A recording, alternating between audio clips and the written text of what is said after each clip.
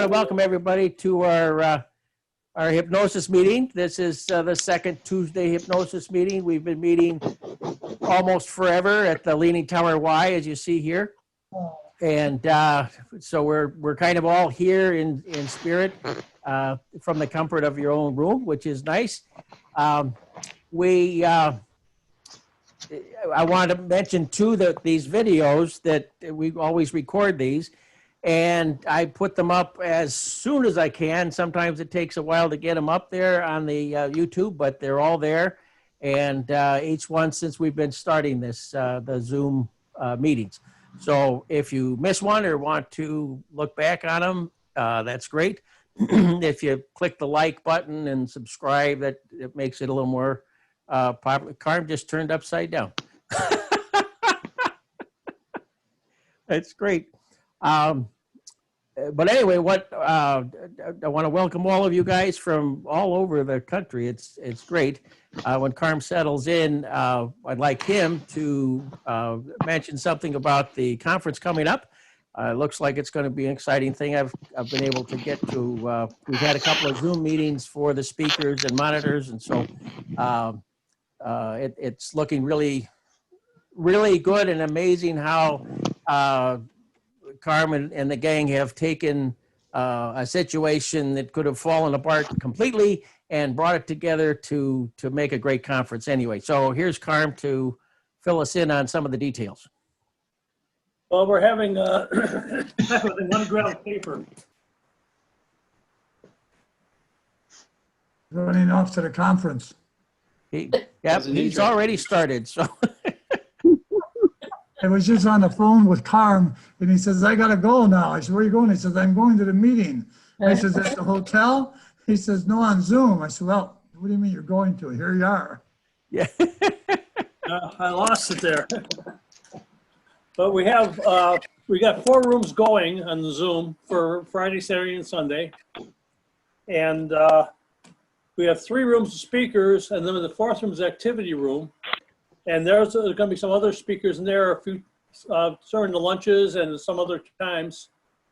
On Friday morning, we're having a Zoom for new people that like to learn more about Zoom. If they're not interested in doing the first talks, or if they come in at 8:30, we have half an hour to go over it and have them learn how to use Zoom. So that's a good thing too. We're all learning as it is. It's been a little tough on me. I'm not really very techie. I'm just learning a lot. But we have a great team. Don's part of it. David, of course, is. Scott, Craig, and Karen's done a heck of a lot for us. It's just everybody. Sharon, they're all pitching in and doing a really good job. They're really trying to get out there. We got other people that just are loyal to the conference. They're out there trying to promote us. A lot of the speakers are promoting us. And I think it's going to be a good time. We're trying to make it fun for everybody. And if you have any problems, you can call me. We have numbers on the web, well, on the invitation page that you can call if there's a problem. We can try to help you through it too. But it's going to be a lot of fun. We have an age regression Sunday night from 6 to 8, I think it is, or 7 to 9. 7 to 9 with Paul Aranda and Sophia Kramer. And that should be a good time too. Monday and Tuesday we have post-conference workshops. Shelley Stockwell and I are going to do a self-hypnosis, how to teach self-hypnosis. But then we have some other ones. So if you go to the webpage, it'll show everything at mid-americaconference.com. But there will be all kinds of things going on in the activity room. If there's talks that you don't have an interest in, you go to the activity room and just meet with people and talk to different people. There'll always be somebody in the activity room. There may be something going on. We have tarot card readings and card magic magician doing card tricks, or actually, what is she? She's a mentalist. She'll be doing some card tricks and everything. Actually teach you how to do some of that stuff too. So we have a lot of things that are going to be a lot of fun. So if you can join us, please do. I think you'll have a good time. This is the best we can do in these circumstances, but the people, I think they're really stepped up and they're making it work. So thank you so much. One of the things I want to mention about the activity room is they'll whoever's the monitor of that at the time will explain how, like two people who want to go off by themselves in a breakout room is what we call it in the Zoom thing. And so they can go off and practice on each other or have a chat or whatever. So there's, even though we're not going to be physically together, we can be together in a variety of different ways, which is really great. So. Electronically connected. And when is that going to happen? When is this conference going to Second happen? Tuesday of every month? No, that's not right. No. Yeah, that starts Friday. So make sure you sign up and join us. It's going to be a great weekend. It's going to be a great weekend. The activity room will be going all 3 days also. So we have actually 4 rooms going, 3 main rooms with speakers and then the activity room. So there's a lot of options. It'll feel as big as it always has been, only just not close. So it's going to be different, but really good, or I should say, different and really good. So anyway, I think we're mostly here from the looks of things, and I'd like David to introduce our surprise guest for this evening. And thank you all for joining. And remember that this is going to be recorded. This is recorded now. If you're not speaking, please mute, especially if you've got animals or kids in the distance. Be best to not have any extraneous noises. So thanks again. I think Deborah had something she wanted to say. She had her hands up there. Thanks, Carm. I just wanted to know if the access number that we have is going to be the same for each day. You're muted, Carm. Carm, yeah. What was that question again? Are we going to have the same access number for each day? Yes. You get a link. Tomorrow the links are going to go out. And you can click on it. And then you have the 3, actually all 4 rooms on that grid. You hit that link. And it'll be the same for all 3 days. Thanks. Thank you so much. So anyway, I get to introduce Mary Elizabeth, who I have known since April of 2004. I looked it up. I couldn't believe how long ago that was. And Judy, who keeps fading in and fading out in the upper right-hand corner of my screen, she and a couple of other strangers all got together, and Mary Elizabeth was kind enough and to invite us into her home and feed us vegetarian lunches and introduce us to Bobby Bird and take us for walks in nature, and most, of course, teach us hypnosis according to the NGH schedule of how to learn hypnosis. But I also just wanted to review to everybody that, on the invitation, there is a brief biography which reminds us all that Mary Elizabeth has been hypnotizing people for 55 years, since she was 1 year old, I assume, has been teaching hypnosis for 21 years, has written a huge number of articles and hypnosis books, and a bunch of other books that were not about hypnosis that are not on that bio. And it was only sort of after we'd all gotten used to being together and where we actually learned hypnosis and where we've been to conferences together where we really learned a lot more about Mary Elizabeth Raines, like what an incredible Renaissance woman she is, a concert pianist, an accomplished fractal artist, an actor with incredible acting chops, and of course, continued demonstrations of what a great hypnotist she is.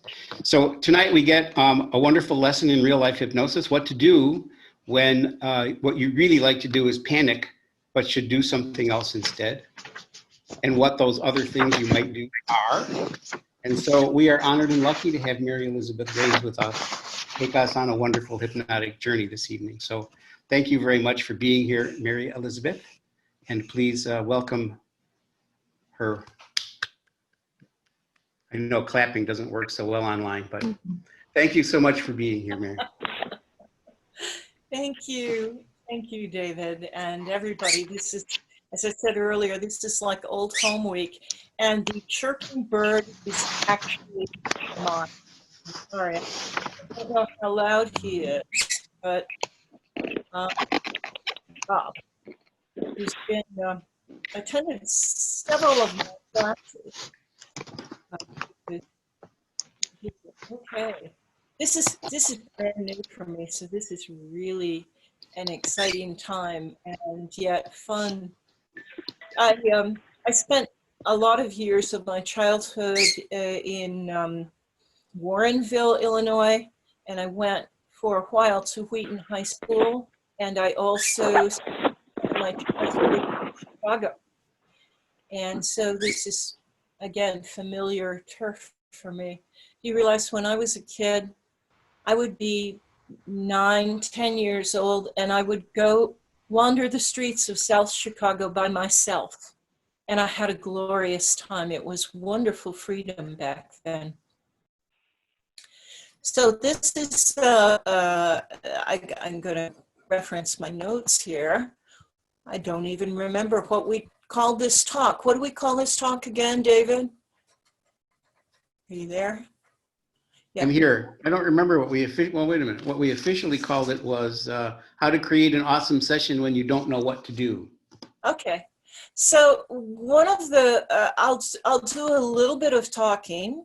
That's always easy.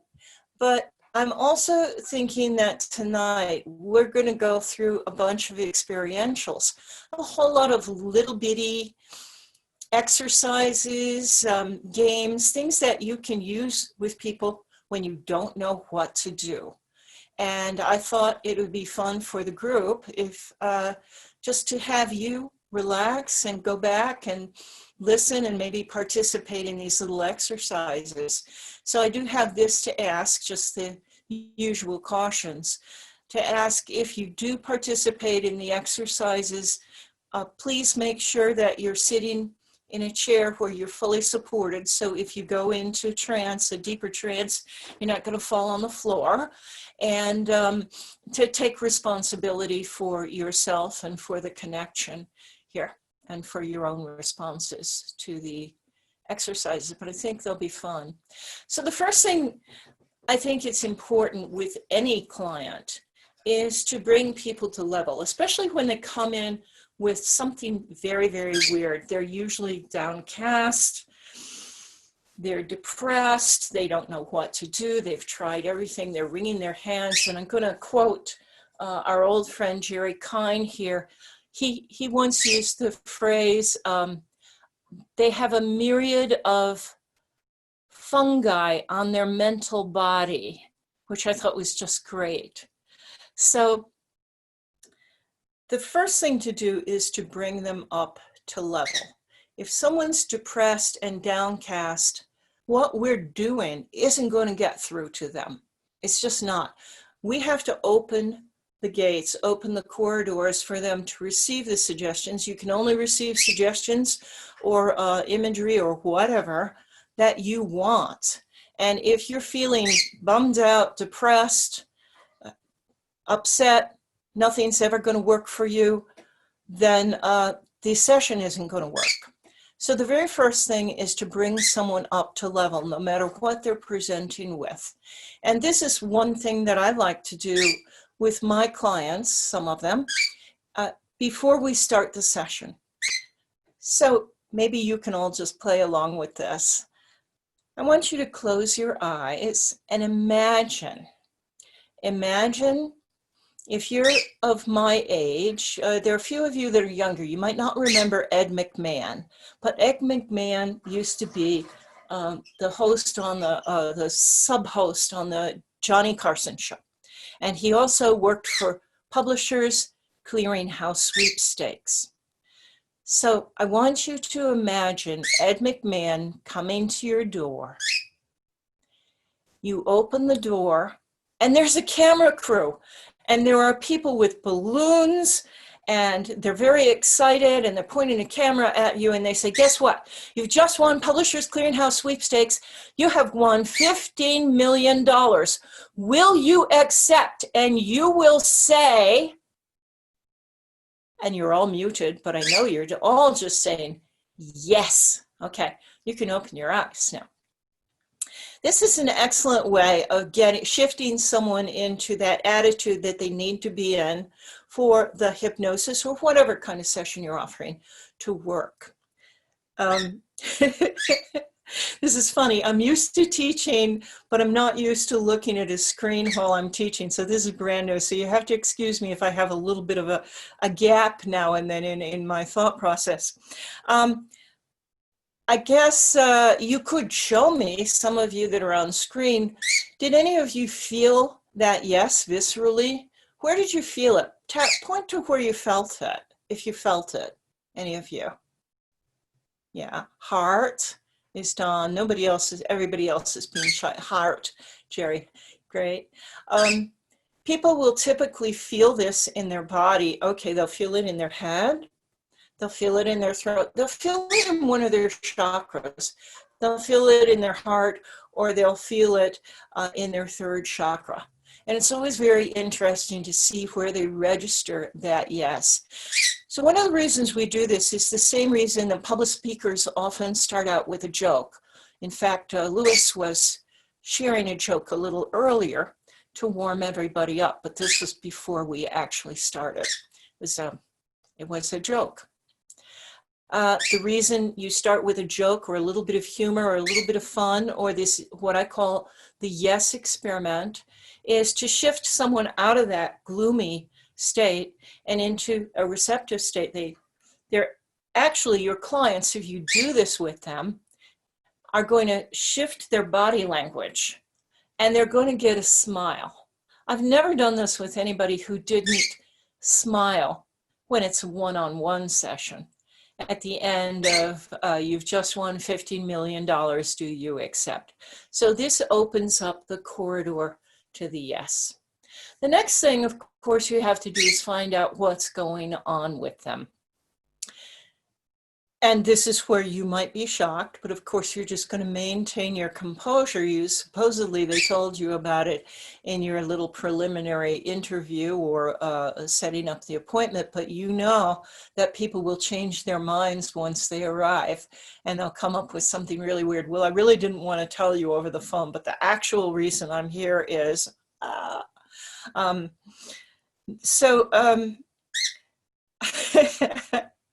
I just want to share an anecdote. It's about somebody else, and I don't know who to attribute this to, but I read this years ago in a hypnosis magazine. A woman had her very first client come, and he pulled that on her. She had, by the way, one of these spinning hypno discs, you know, to put you into trance, this machine. She had it set up opposite the chair, and when the man arrived, he said, well, I didn't want to tell you this over the phone, but I actually came because I'm impotent and I want hypnosis to help me with impotence. And she's thinking, good God, what can I do? So she turns on her hypno disc. The session is ready to start. And it was a new contraption because this was her first client. And the disc actually spun off the machine, flew across the room and landed in the guy's crotch. And he grabs his crotch and yells, ouch, ouch, ouch. So let's hope that doesn't happen to any of us, okay? What you have to find out is what they want. Now, as you know, people are much more comfortable telling you what they don't want than what they do want. Whatever it is. Your job is to find out what they want. And I'm going to give you a little example that my friend Dan Cleary taught me. It's called This Wall, That Wall. And you can demonstrate this actually in person for your clients. I'm not going to stand up here. I like this sitting down, looking at a screen business, but typically I'd be standing up and I'd be looking at the wall opposite me and walk toward it. Say, this is what I don't want. I'm always looking at what I don't want. I don't want to smoke. I don't want to freeze up when I putt that golf ball. I don't want to weigh 1,000 pounds. So if I'm always looking at what I don't want, I'm going to walk across the room to that wall, and I'm going to go to that wall. And I'm going to be looking at what I want, what I don't want, The fact is, if you're always looking at what you don't want, you'll just keep moving and moving. You'll get closer and closer, but you're actually getting closer to what you don't want. And if you keep on moving, you're going to go right around the globe, and you're going to come right back and be in the same spot. In other words, if you're looking at what you don't want, you can never get far enough away. This is something, again, you can do this wall, that wall with your clients ahead of time. Instead, do 180 degrees. We can't help anybody unless we know what they do want. You can take stuff away, but something else is going to fill that spot unless they're very clear on what it is that they want. So now it's this wall. What I do want to breathe fresh air. I do want to sink those putts. I do want to weigh 130 pounds. And finally, if I'm looking at what I do want, I walk toward it and I touch it and I'm there and I know I'm there. So this wall, that wall, another exercise you can do with your clients. Find out what they do want. That's absolutely essential. Let's go back to boosting them. I love to boost people. It's one of the best things you can do, and it's actually one of the best fail-safe things that you can do when you don't know what to do with somebody. So I'll give you a few examples of how to boost someone. One thing is an induction. It's a simple induction, and it's fun. And I stole this from Shelley Stockwell years and years ago. But it's my own variation of this. So if you like, you might want to close your eyes and just settle back in your very safe chair. And I'm going to invite you to say thank you to some different parts of your body. Actually, having the bird chirp here is not a bad thing because it can help you from going into a really, really deep state where we lose you and you fall out of your chair. I'm going to put on a little bit of light music, and Donald or David will tell me if it's too intrusive or not coming through clearly. So as you close your eyes, focus your attention inward. You know, our attention is usually out in the world, outside of us. These days, it's on a screen somewhere. Turn your attention 180 degrees, just like this wall, that wall. And focus inside yourself. Because this is about you and for you. And the first thing to say,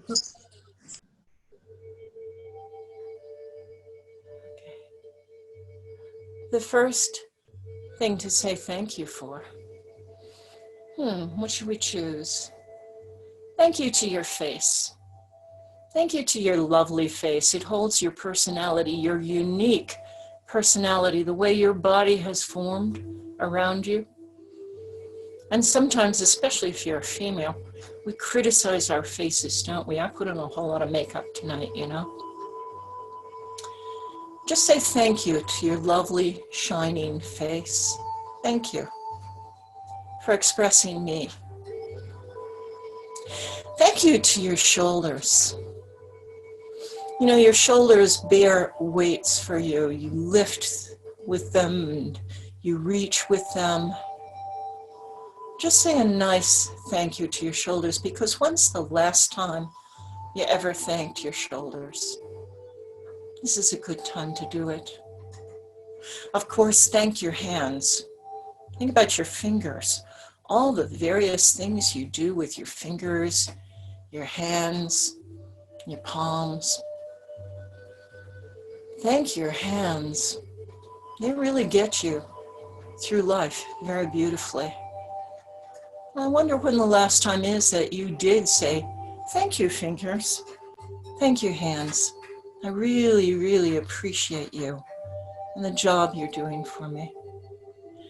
And while we're talking about that, thank your legs for moving you around If they work well or if they don't work well, that's okay. They've moved you around a lot. They're the difference between you and a tree. You're mobile. How cool is that? Thank your feet. Thank the bottoms of your feet. You're understanding. Thank your knees. You might even imagine that you have little smiley faces drawn on your knees. We take our knees so seriously, especially if they act up. But when's the last time you flowed a little love, a little gratitude, a little giggle to your knees? Let your knees laugh, and don't forget the back sides of your knees. When is the last time you focused some beautiful attention on the back side of your knees? So say a little thank you now. And your thighs, your shins and your calves. Oh, say thank you to your arms. Those wonderful arms, the biceps and the triceps and the lower arms. Just flow appreciation to your unique arms. Say thank you to your waist. You know how you swivel, you turn?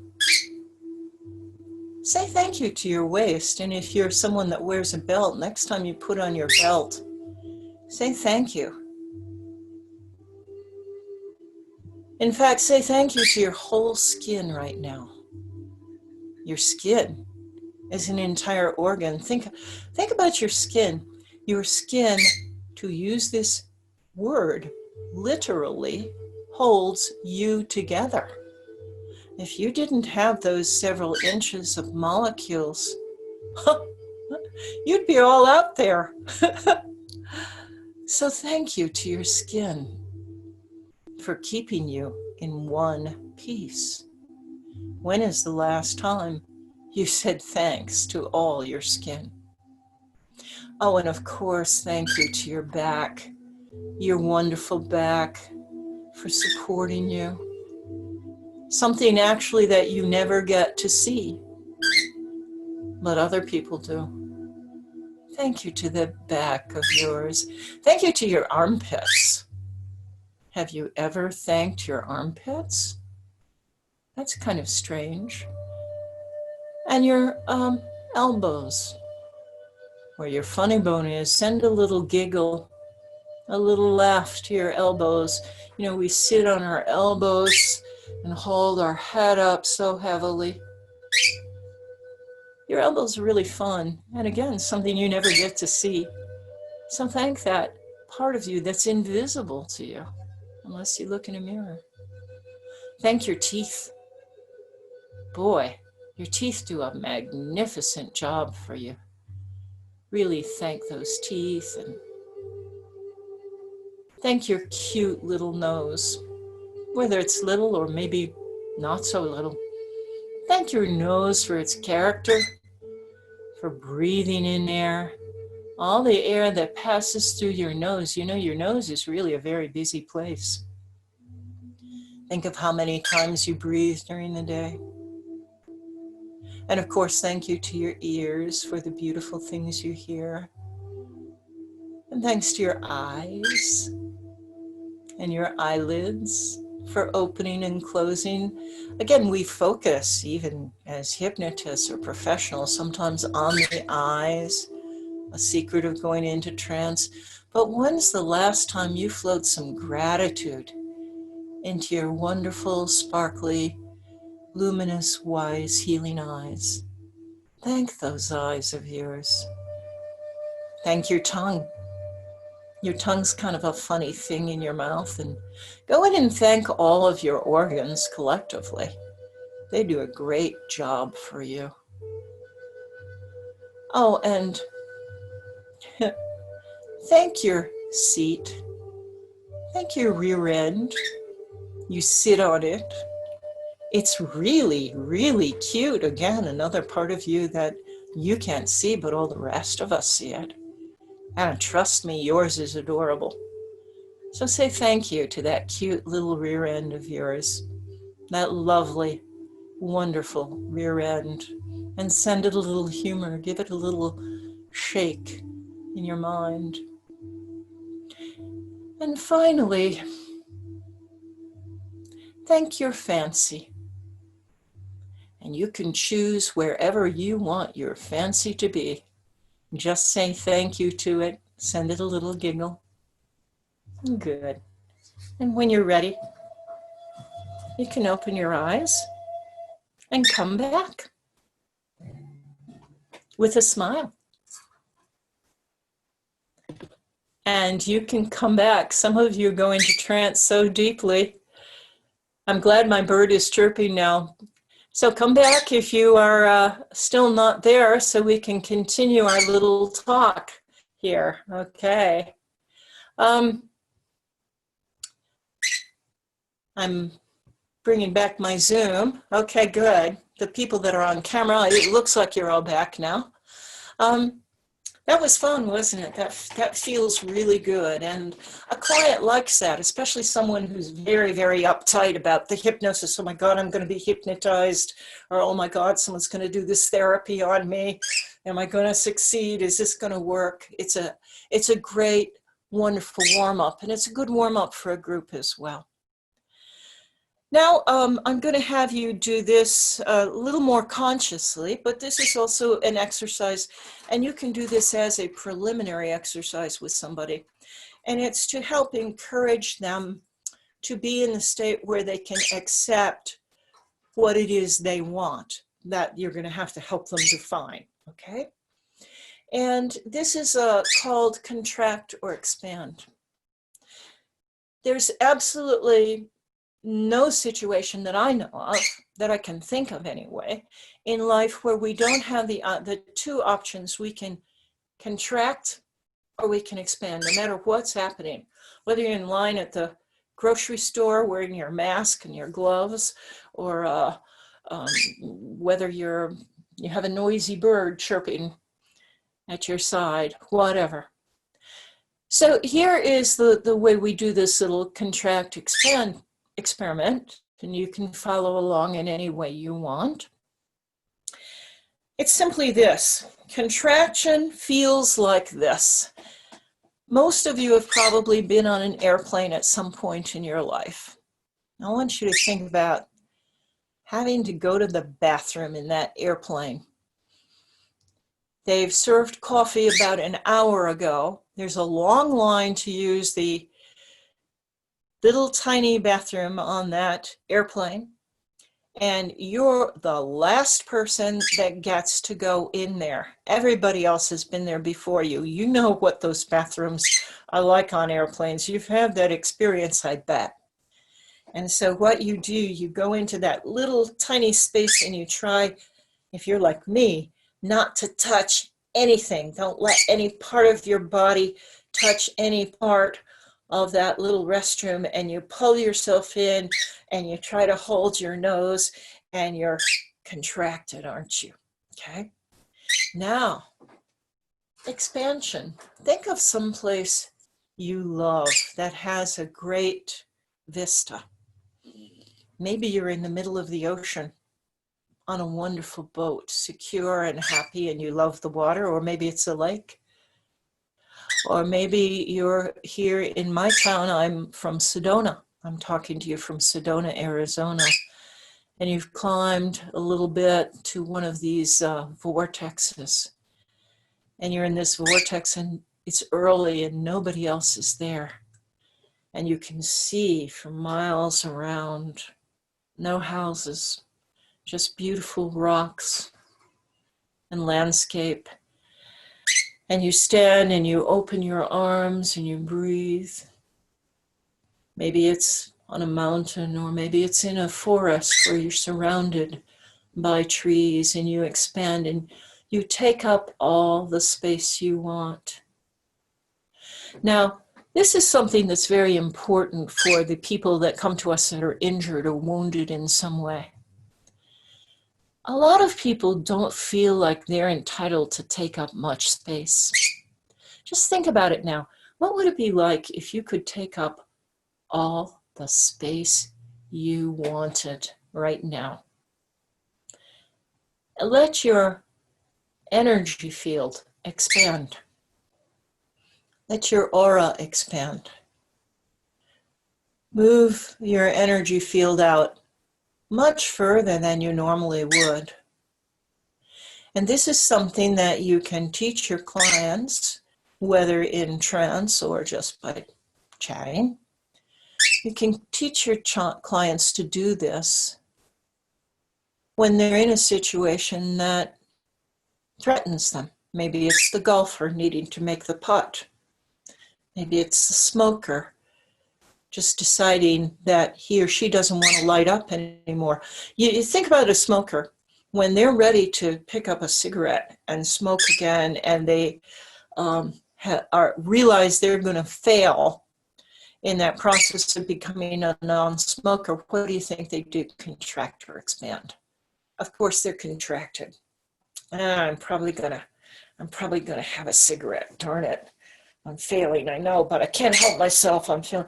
So imagine if at that point of decision, your energy was expanded instead. And so no matter what the client is presenting, teach them to expand their energy, teach them to expand their aura, practice it, and then practice it. And you can do this while they're in trance, and that's a very good thing. Practice them encountering this, whatever it is, obstacle, and they're taking up a whole lot of space. Whole different feeling, contract or expand. Very, very easy, and something fun to work with a client. So hold on, let me look at my little notes here. There's something else we're gonna do now. In terms of, again, being happy, being open to suggestion. And you're gonna like this one. This is very, very cool. And again, I'm glad the bird is chirping, because you guys, we have a lot of somnambulists here, and I think a lot of you would go out if I didn't have that little beep beep going on. So this is something I want you to consider. Think about this first. We have, all of us, a happiness set point. You know what set points are? If I have a mammogram, there's a set point for my mammogram, and then each time I have a mammogram, they're going to compare it to my set point. I think of set points like the bar on a high jump. You know, it's funny, when I was in Chicago, when I was a kid going to school, I was terrified of the high jump. I'm very short, and I'm not athletic. I'm mentally athletic, but not physically athletic. And the school I was in was very, very, very rough. My father was going to the university, and my parents decided, you know what, we were admitted into a private, it was called the Lab School, the Chicago University. And at the last minute, they said, no, we live in this neighborhood, which is a ghetto neighborhood, really. That in those days, right bordering the University of Chicago. We live in the neighborhood, so our kids are going to go to the neighborhood school. And those tough girls actually saw that I was afraid of the high jump, and so they lined up, and they made sure when we went back in line to keep jumping through the high jump, they made sure that I was at the end of the line the entire time. They would cut in front of me, and some of them were rather big and rather fierce in my mind. And I think the gym teacher was even afraid of them. So I never, ever, ever, ever, ever had to jump the high jump. But anyway, that's my idea of a set point, okay? You have set points for lots of things. I want you to think about your economic set point. You know that we tend to make friends, our closest friends are usually in the same economic bracket that we are. Isn't that kind of interesting? Socioeconomic spot. You have set points for all kinds of things, and you have, my friends, a happiness set point, okay? Some research has been done showing that most of us have our set point where our parents' set point was. This is really freaky. And you guys, of course, have done wonderful work on yourselves. You're therapists and hypnotists, but the hoi polloi out there, the real world, hasn't done the kind of work you've done on yourself. So most people do not believe that they can be any happier than their parents were. Think about your parents right now. Think about how happy your parents allowed themselves to be. Some of you were very lucky and you had jolly, wonderful, expansive parents. But not everybody has that opportunity. So I want you to do this little exercise now. This is fun. You like this? If you want to close your eyes, you can. I want you to go now and look at your own happiness set point. Where is your happiness set point? Think about the happiest you have allowed yourself to be in your life so far. Where is that? And is it pretty close to where your parents were? I bet, for at least some of you. So here's what to do. And this, again, you can do with your clients, and they love it. I'm going to invite you to raise your happiness set point so you can accept and bring in much more happiness than you ever dreamt you were entitled to. You, yes, you, can actually turn into a cheerful, happy person. So now I'm going to give you a minute or two. Think about that set point and just raise the bar. However you perceive it, again, like if it's like a bar, if it's like a gate, maybe you're going to open the gate in your mind. You can perceive it in any way you choose. And of course, if you're working with your clients, you can direct them more specifically into how you want them to see that set point. Again, for me, it's like that bar. So raise the bar, whether you do it in a tactile way, and feel as you're raising it or going through the gate or whatever you choose, feel, oh, I'm allowed to be happier. Wow, this is cool. I like this. You can raise it infinitely, and that's your new set point. And then when your clients have done it, you can anchor that in. Maybe give them a little trigger, you know, make the okay sign just to remember where your happiness set point is. You might want to give yourself a little trigger right now. I don't know what it is. Maybe it's tapping a few fingers or making that okay sign. Or thinking something, seeing a color, a favorite color. And as you see that favorite color, you're always going to be reminded that you are entitled and you are much more happy than you ever thought you were going to be. Okay, so that's good. And so if you want to come back, you know, I'm not seeing pictures of a lot of you, or with some of you, I'm just seeing still pictures. So I have no idea where you are in all of this. Judy is back there in the shadows, of course, so I can't see her expression. But I hope you are all still with me. If you're not, you're going into a pleasant dream time. So that is, that's a really cool thing.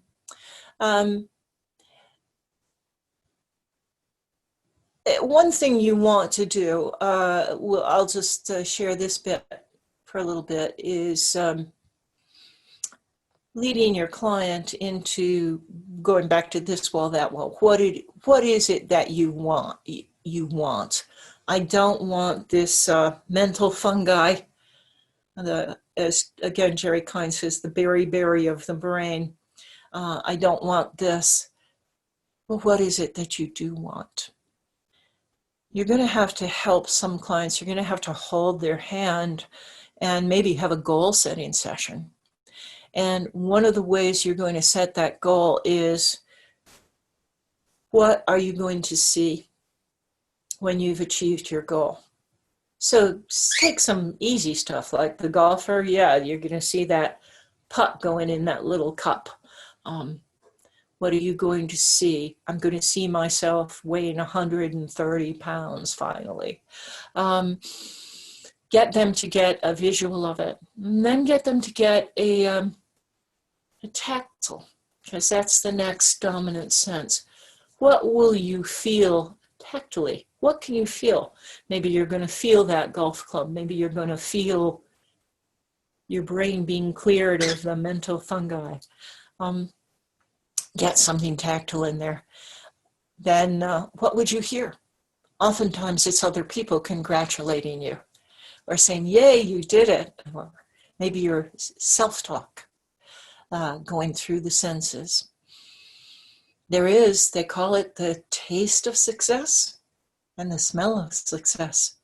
And it's kind of fun to work with your clients. What does achieving that goal going to taste like or smell like?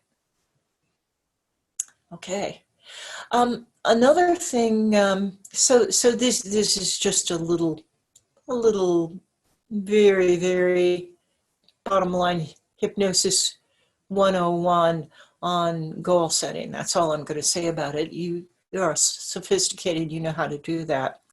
And I just had a brain lapse here because there was something else that was going to go, that was going to follow that, and gosh, I don't know what it is. Okay, so we will move on. I'm looking at our time now. Oh, okay, good time. It's just, we're going to go back in trance, by the way. We're going to do a few other little fun things. But right now, let me just do some of the talking part. When you don't know what to do with a particular issue, there are some very easy and basic steps that you're going to follow. And again, first you have to determine what it is they want. And again, that might take an entire session just to do that. Then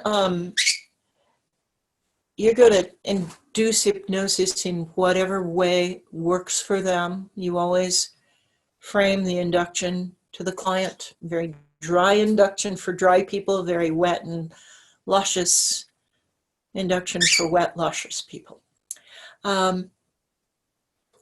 I am a huge fan of hypnotic suggestion. I think we are so caught up with all kinds of gimmicks and tricks, some of which I promised to share with you and some of which I have shared, and there will be more that I'll share with you. We do all kinds of things. Oh, do the doobie of the daddy to pull the thisy of the daddy. I find for my clients, just decking them, getting them into the deepest possible responsive trance, once they have that positive mindset, is the absolute best way of helping them achieve the goals that they want. Just, it's like a funnel into their brain, pour it in. Of course, you're going to learn exquisite language techniques before you do it. But even in the old school where they would scold you, you will not smoke cigarettes again. You'll never freeze up when you're making a putt again. You know how the old guard used to do it. Even then, they had a fair amount of success. And you're going to have even that much more success. So if you have faded away from, I'll call it direct suggestion, it's suggestion, hypnotic verbal suggestion. If you faded away from that, you might take another look at it, because it really, really works, at least in my experience with the huge majority of my clients. But of course, it's fun to play games, and learn new gimmicks and things like that. So number one is find out what they want and then feed it back to them. I mean, the solution, as my friend Ron Nestlinger says, is in the client. The answer is in the client. Whatever it is that the client wants, you feed them, you listen carefully to what they say, and you feed them back their own language. Someone, who is it? Actually, who's the guy, Robbins? What's his first name? You know who I'm talking about, Tony Robbins. So famous. And rightly so. Whether he's done things that have been naughty or whatever, he's He's really good at what he does. And when he talks about addressing a client, you speak back to them in their language. So if they've told you, I want to sink that pot, then when they're in trance, you're going to use that exact verbiage back to them. You're going to say, you sink those pots. You don't say, like I would tend to, you get the little orange ball in the clown's mouth. No, you say, you sink those pots. An example he gives, I can't give his examples, I give my own. Someone says to you, I really want to feel relieved. And when they're in trance, you might think, well, I can think of better words to tell you than relieved. I can tell you you feel fantastic. I can tell you you feel wonderful. I can tell you, rivers of light flowing. You know what's going to work with that client the best? Say, you feel relieved. You're using their language, and that's what opens the gates and goes home and travels in so that they can accept that suggestion. Okay. So verbal suggestion. Then, where are we here? There are lots and lots and lots of imagery things that we can do to work with clients on their issue. Some of you know I write the guided imagery column. I have for a lot of years now for the National Guild Journal of Hypnotism. And it's as limitless as your imagination is. Let's think, for example, there's the old whiteboard, blackboard. So think of something you might want to get rid of and then what you want to replace it. You can even do this exercise yourself. It's an old war horse, but I'll share it with you in case some of you don't know it or just want to be refreshed. Oh yeah, there's this, I can always do this. So you go into a room and again, you can follow along or you can just listen. You might want to do this. There's an enormous, in the old days we used a blackboard, but nowadays you can use a whiteboard, right? And on it, I usually have 3 things on it. I have something, and this is where we're using a little bit of aversion therapy here, aversion therapy, which I rarely use, but there's a place. You have some negative word for the emotional state that people go into when they're in that awful, icky place. And then you have a word for whatever the addictive behavior is, if it's an addictive behavior, whatever. So it could be anything you want. You can make it up on the fly. Nasty, disgusting, stinky, whatever. And then you have a little cartoon on that whiteboard. It's of you engaging in that unwanted behavior, in that old unwanted habit. You. And you can have stink lines coming out of it, and it looks gross and disgusting and fat. You can use a lot of negative words. People hate looking at that whiteboard if they're visual, and they can sense it if they don't see it. But then you tell them you have a state-of-the-art cloth or eraser, and guess what? You're going to erase one of those words that has to do with the maybe emotional content of that you don't want anymore, and have them erase it. Some people in deep trance will actually do this, make an erasing movement. And you tell them that as they are erasing it, they are actually erasing all this emotional garbage from their cell tissue. People will feel it on a very visceral level if you've gotten them sufficiently into a deep enough trance. Very, very cool stuff. Again, a war horse, probably a lot of you are familiar with it, but this is a way I like to do it. Then they're going to, they raise their finger or nod their head or somehow indicate that they have successfully erased the thing. And then you fill them with high joy, happy, happy. Boy, you feel great. Boy, you feel relieved, right? You've got this wonderful new aspect, and you can feel your cell tissues readjusting and your emotions readjusting. But oh, there's this next word, oh darn. And the next word has to do again with the pattern or the addiction. So then you have them erase that. And some of you might have your own little thing you're dealing with right now, and you can do that in your mind. You erase that awful word. I feel lousy. I feel hopeless. I feel helpless. The magic eraser. And let them take their time. And then they indicate when they've erased it. And then you're going to tell them, again, that verbal suggestion, that you have actually erased this habit. You are changing the neural pathways that used to lead to this habit or this behavior or this strange mental fungi, whatever it is.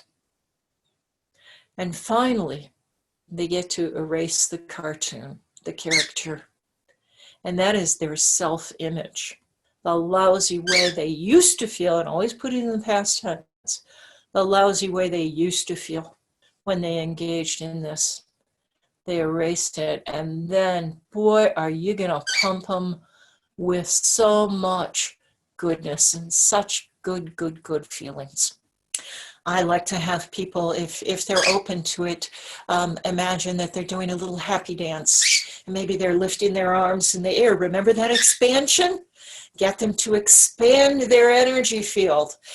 Get them to breathe. Get them to experience success, what it feels like to be on the other side, to have what it is they want rather than what they don't want. Actually, right now, we've just cleaned them out. Now, you take what it is that they want, and they can choose a color of a marker, or maybe it's a whole rainbow, and they're going to write a word on the whiteboard that's now going to replace what the icky thing is that they got rid of. My favorite word to use with clients is success. But guess what? Someone in trance, and a lot of times people even out of trance, can't spell success. So you spell it slowly for them while they write it on that whiteboard. S-U-C-C-E-S-S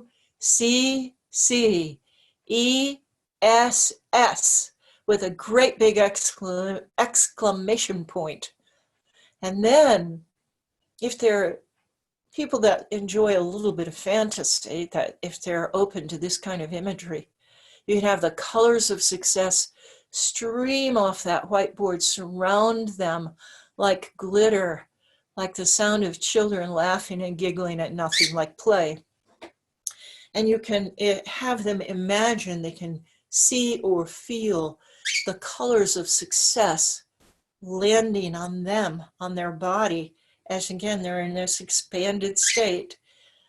And this success, this glitter, these colors travels right into the very core of their being. And now they own success. Again, a warhorse technique, but one that you can apply to almost any kind of situation. And people, it works. It really works, and it works well. And your people are happy. So again, you take away, you infuse them with all the good stuff they want, and then you empower them and expand them and bring them the happy, happy, joy, okay? Like the old commercials used to have. You know, if you're gonna have a commercial for people to drink Coca-Cola, you're gonna have them jumping in the air, and you're gonna have them grinning, and you're gonna have them partying, and lots of fizzing, and lots of good stuff, and lots of light. You're not gonna have someone in a dark corner, glum-faced, drinking their Coca-Cola, are you?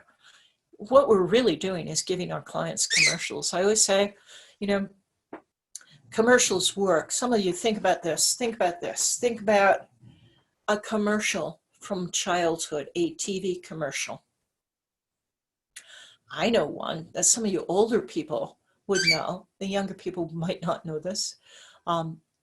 You'll wonder where the yellow went when you brush your teeth with Pepsodent toothpaste. A lot of people remember the Oscar Mayer Wiener song, or one again for you that are older like me. Hello, everybody. Hello. Hello is a shampoo that glorifies your hair. Well, hello, everybody. Hello. Hello, shampoo. Hello, Chevrolets. All of those things. We don't even have Halo shampoo anymore. And I don't know, do you guys eat Oscar Mayer wieners? Maybe you do. But we know the tunes. We know the ditties.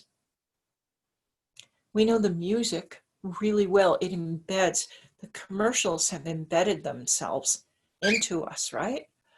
That's what you're doing when you're hypnotizing someone. You're embedding them with a whole new commercial. I always say, you know, if we could take someone's issue and turn it into, first of all, a little rhyme, a little poem. Oh, that's my phone. And it's probably name unknown. That's good that it's ringing because it'll perk some of you out there. Name unknown in these political calls we get. Okay. And now I'm getting distracted. Yeah, they're just going to tell me who they want me to vote for and who they don't want me to vote for. So if we could set it to rhyme and then set it to music, and then guess what? The best way to embed it is to get people to dance to it. Boy, you know, you go to one of these dances at these hypnosis conferences. Who let the dogs out? Woof, woof, woof, woof, woof. You can remember songs that you dance to. I wish we could figure out a way to do this. Some of you might be pioneers and you'll figure out a way to have your clients do this. Really, really cool way of getting this stuff under the radar.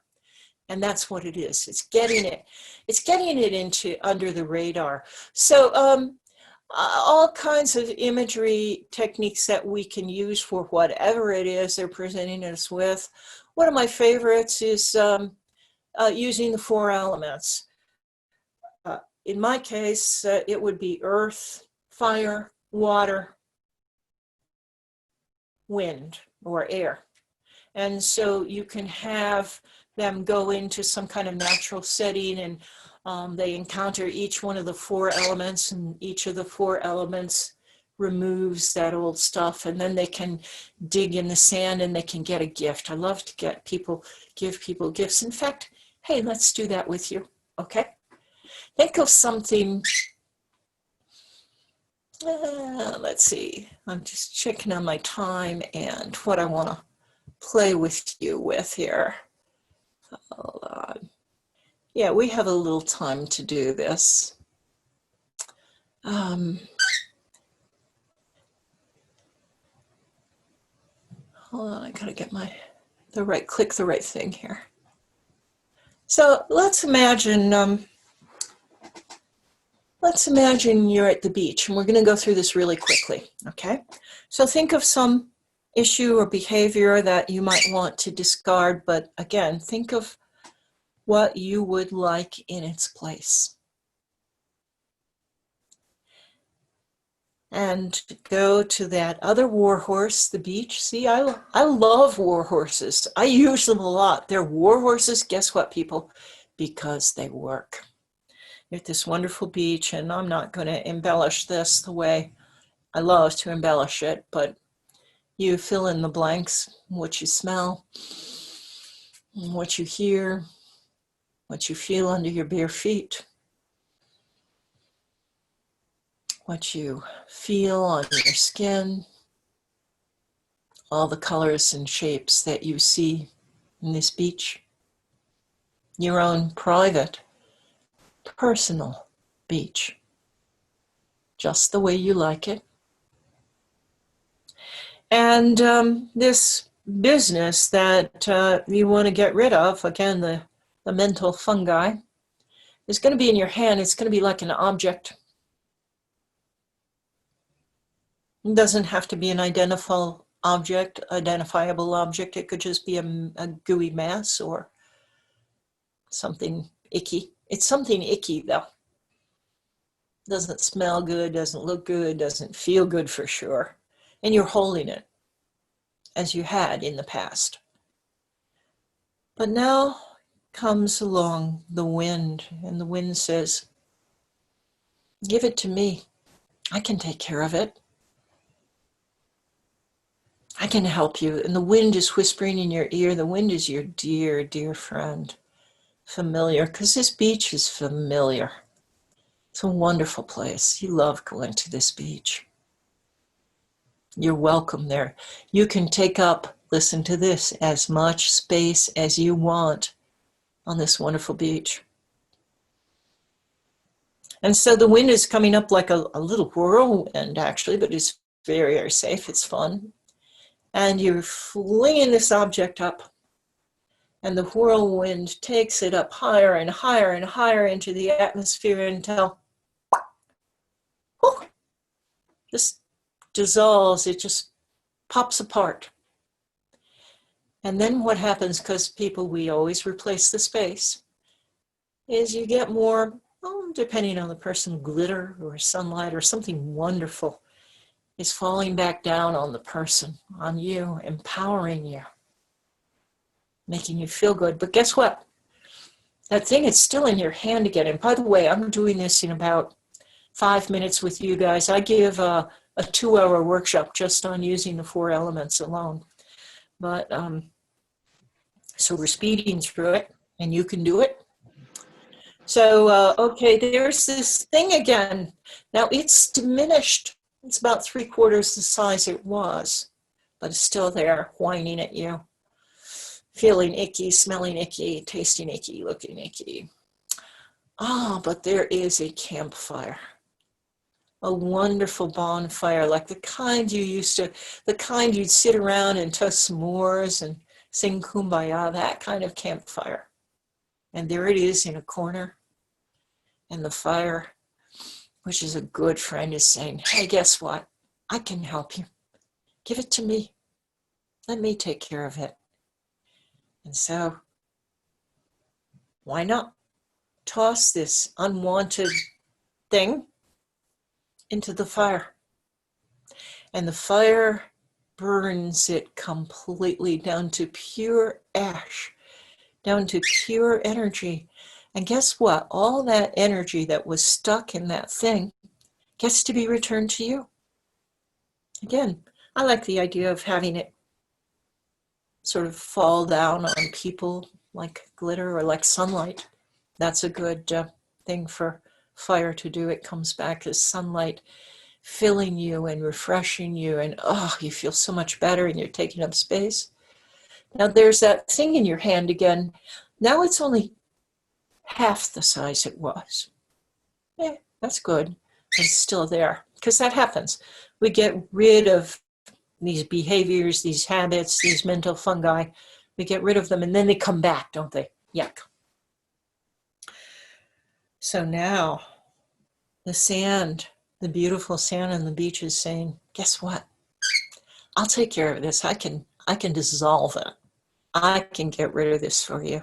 You love the sand. And there's a little golden shovel, so you might dig a hole. It's very, very, very easy. Dig a deep hole, and you put that thing in there, and you cover it up. And that earth is doing the work, the magic work that it does. And it's dissolving it. It's transmuting it. It's breaking it apart down into molecules and atoms and just back to pure energy. And again, then the happy joy, because you always give them a little happy joy, that gets restored to you, renewed. Now that thing is in your hand again. It's so small, it's so tiny, it's negligible. You could live with this. You could deal with this. You feel pretty good now. But why not get rid of it from once and for all, finally? Okay? This tiny thing. And the water saying, me, I'm your friend.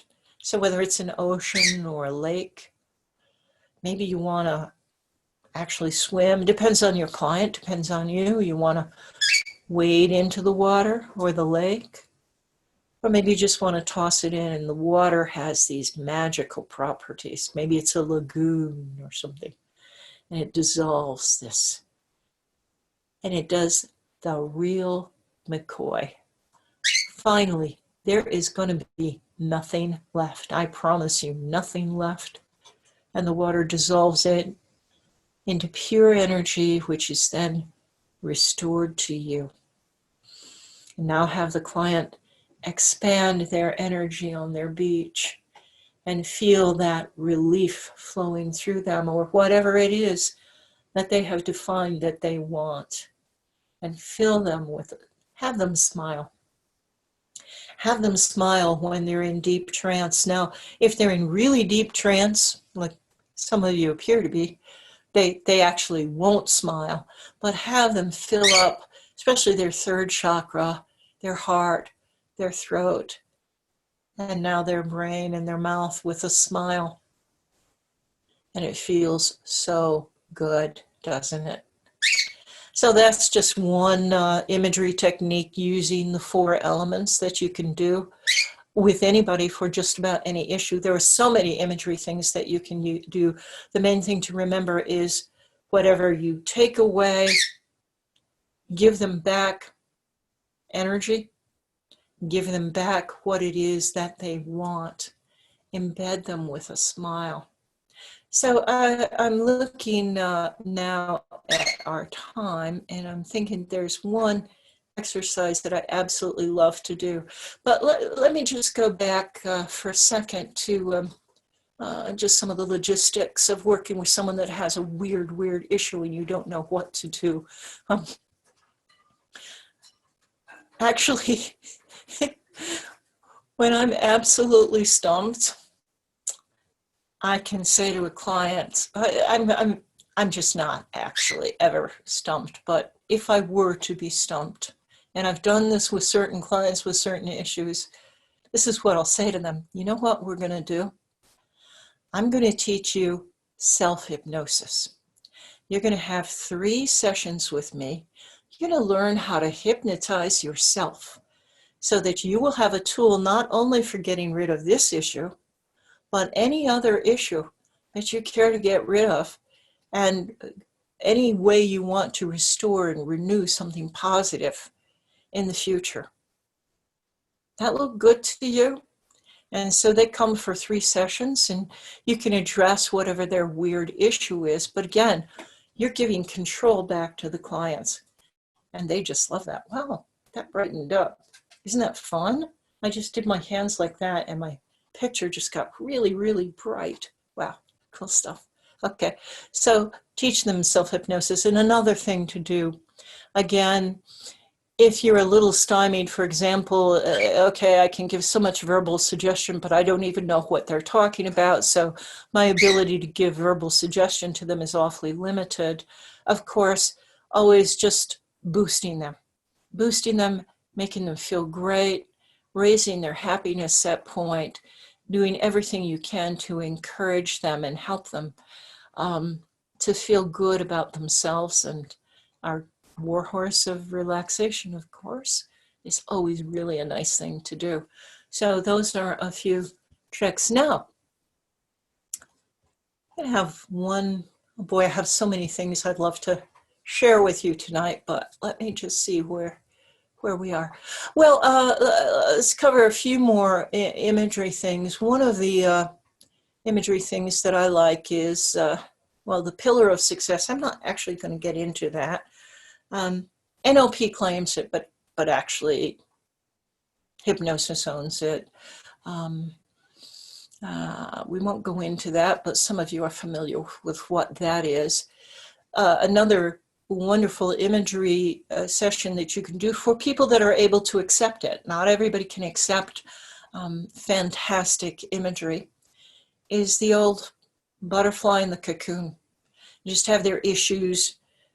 They're in deep trance, okay? Have their issues harden around them, and it's like a cocoon that's forming, and then you're going into this amorphous goo, and then the butterfly forms, and the butterfly comes out of the caterpillar, and you can actually spend 45 minutes doing it, and it's very cool. People like that a lot, as long as they're responsive to that kind of imagery. Again, the induction and the imagery must always match the client, their personality, their style. But here's one that I really love. I imagine with this group, I'm pretty sure with this group that all of you are familiar with chakras. Yes, yeah, you all know what chakras are. Carolyn Mace calls them data centers, places. And I'll work with chakras with clients that are very, very dry, very not into any new agey, any spirituality, very, very concrete people. But I just point out to them that these are spots in our body where we tend to receive impressions, and there are important glands and organs associated with each one of these places. So I never call them chakras. I just guide them through these chakras. So you can do that, whether your client believes in them or not, doesn't matter. I'm assuming that most of you have something of an acquaintance with the chakras. So if I'm working with a client, first I might have them go through the chakras, and I actually will start at the root chakra and go up to what's called the crown chakra. Just have them experience these points. Now we're going to go back, and this is one that I want you to play along with if you like, everybody. Here's what you can do. Close your eyes, and I want you to think of what it is that you want. It doesn't have to be the same stuff you've worked on so far. Maybe there's something that you want to feel or you want to achieve, or something internal, an attitude, an emotion, anything positive that you really want in your life. Now, first expand your energy. Your eyes are closed, and imagine you're expanding your energy field. Remember the contraction, expansion.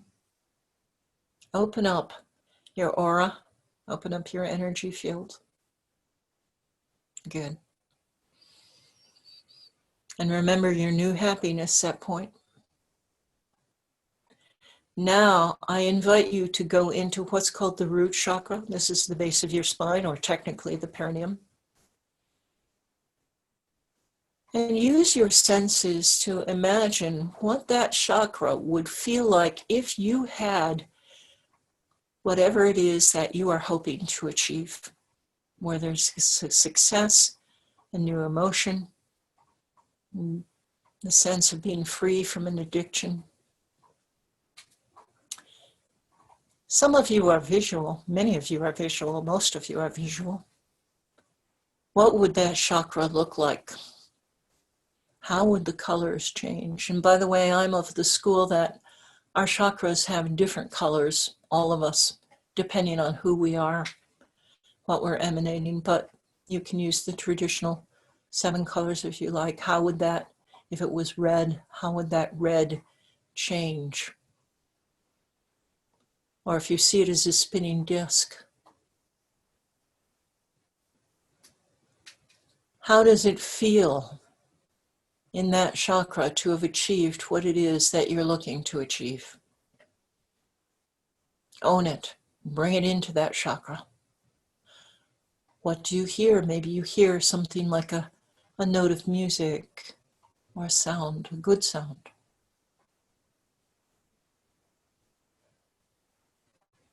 And allow that to keep on vibrating at a new frequency, a higher frequency than ever before. And now move to what's called the second chakra. This is in your abdomen. Bring this quality, this success, this new you into the second chakra. Try it on. How does that chakra look? How does it change? Maybe it's becoming more luminous. Maybe it's moving in a different way, a much easier, expansive way. Maybe the colors are growing brighter or lighter or clearer. Feel the feelings in that chakra. Feel what that chakra feels like. Hear the sound, the wonderful sound, and as you continue to let your energy expand, move to your third chakra, which is around the region of your solar plexus, a little above your stomach, above your belly button. Imagine if you had a little fist in that area. Open that fist to a receiving palm, to receive, because my friend, this is your time to receive. And fill it with those wonderful sensations. Hear the sounds, see the colors, vibrant, alive. Maybe they're more soft. Maybe they're more dazzling. Own it.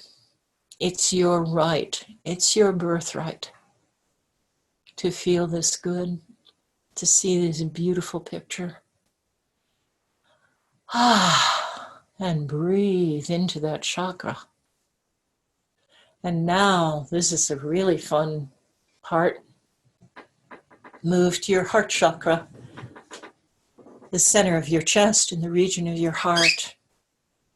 Notice what color or colors you have there, what you'd like.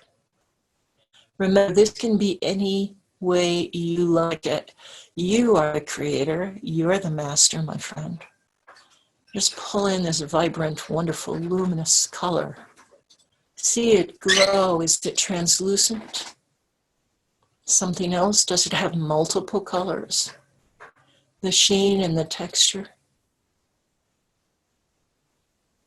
Feel the feelings in your heart. How you feel that you have achieved this that you have wanted for so long. It's yours. Own it. Bring it into your heart and make it yours. Expand your energy. And hear the sounds your heart makes. Good sounds.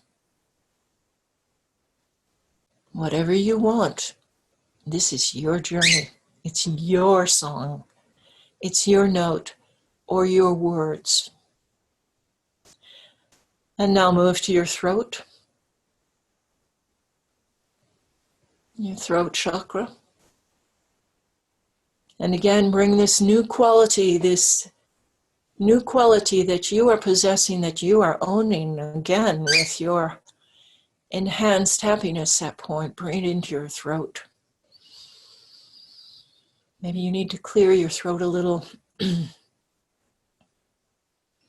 Look at the colors.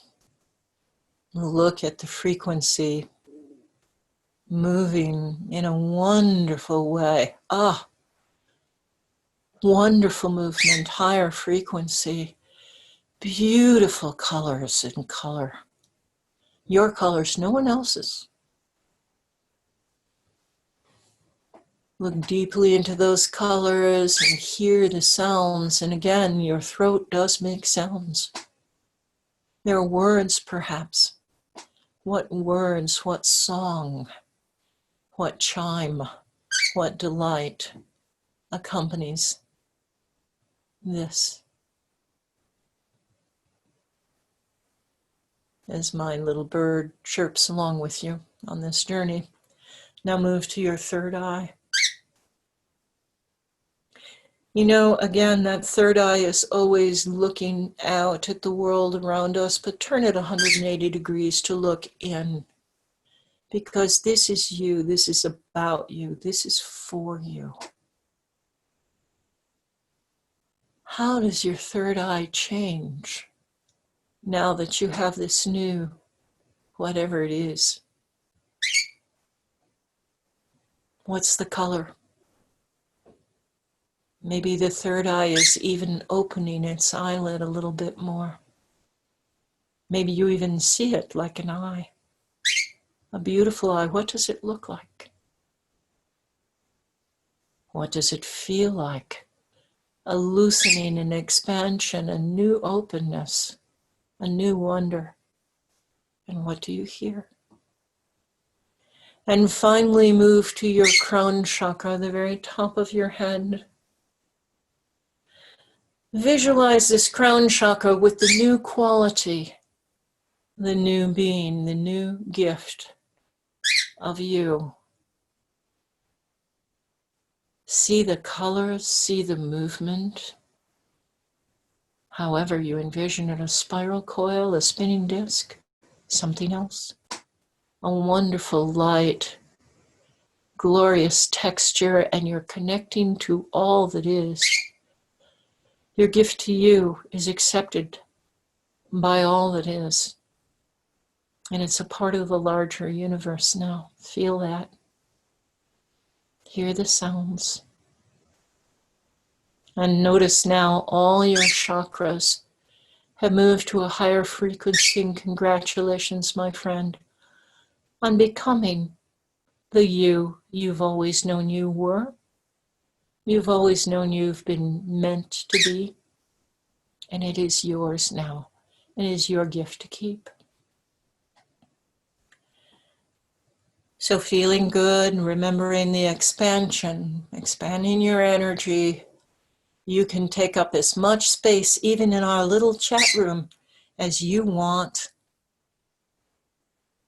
And now it's just time to let a little awakening smile fill your belly. Let that smile go into your third chakra, your solar plexus, a little smile. Remember how we started out with that happiness, appreciation for all you are, my friend. Let that smile fill your heart, feel it in your shoulders and your throat and your neck and the smile, and let that smile bring you right back to our little Zoom meeting, and your eyes can open. And welcome back, my friend, feeling wonderful, refreshed, feeling good in every way you like to feel and be. And I thank you for tonight and for the privilege of doing my very first online little talk. Yay. Are you back? Thank you so much for this wonderful evening.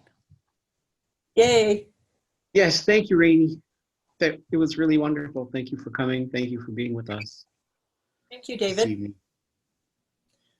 I guess we open up the floor. We got 3 minutes. So I don't know Do we how have to any do it. questions?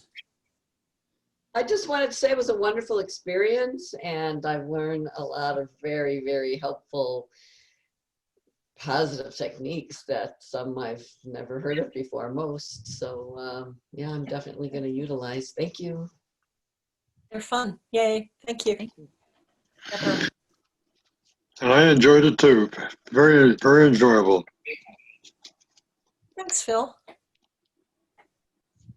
Thank you. Thank you for sharing your experience and this wonderful information that enhances our lives and allow us to enhance the lives of others. Thank you. Thank you, Angelica. Lovely, bright soul. We also want to thank all of you for coming tonight. And remember, the second Tuesday of every month, we'll be back again at the Leaning Tower. Thank you so much for coming. Have a good evening. Stay well. We'll see you next time. Bye-bye. Thank you. Bye. Friends.